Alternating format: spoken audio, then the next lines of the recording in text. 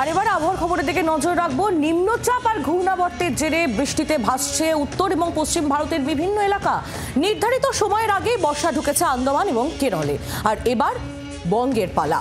সোমবার থেকে বৃষ্টি বাড়ার পূর্বাভাস। দক্ষিণবঙ্গে বৃষ্টি বাড়বে উত্তরবঙ্গেও। আর এরই মধ্যে বঙ্গোপসাগরের নিম্নচাপ এবং তা থেকে ঘূর্ণিঝড়ের আশঙ্কা।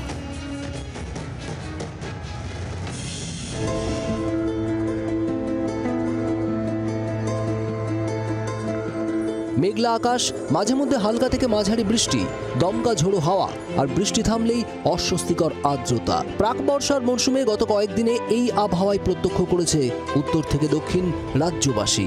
হাওয়া অফিসের পূর্বাভাস, এবার বৃষ্টির পরিমাণ বাড়তে চলেছে বঙ্গে। অর্থাৎ আগামী 3 দিন দক্ষিণবঙ্গের জন্য মেনলি থান্ডারস্টর্ম অ্যাক্টিভিটির কারণে হালকা থেকে মাঝারি ধরনের বৃষ্টিপাতের সম্ভাবনা থাকছে। 28 তারিখ থেকে বৃষ্টিপাতের সম্ভাবনা বাড়বে এবং বৃষ্টিপাতের পরিমাণও কিছুটা বাড়ার সম্ভাবনা রয়েছে, বিশেষ করে উপকূল সংলগ্ন জেলাগুলিতে 28 তারিখ থেকে। 29 তারিখে বৃষ্টিপাতের স্প্রেড ইন্টেন্সিটি আরেকটু বাড়ার সম্ভাবনা রয়েছে। 31 তারিখে বৃষ্টিপাতের পরিমাণ বেশি থাকবে, অর্থাৎ বৃষ্টিপাতের পরিমাণ কলকাতার জন্য 28 থেকে পরবর্তী 3-4 দিন 30 বা 31 তারিখ পর্যন্ত বেশি থাকবে। এক কথায় বলা যায়, পুরোপুরি জাঁকিয়ে বসার আগেই সোমবার থেকে দক্ষিণবঙ্গে চালিয়ে খেলা শুরু করবে বর্ষা।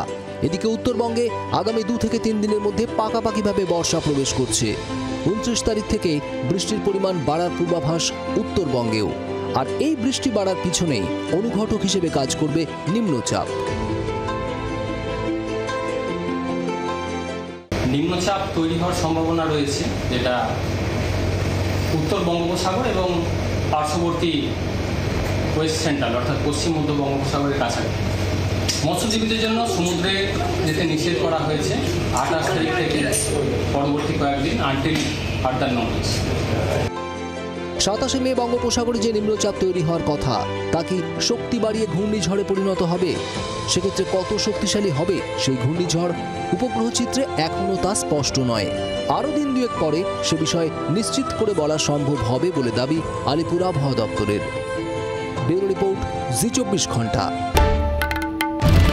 বাংলার আওয়াজ, বাঙালির আবেগ, জি24 ঘন্টা।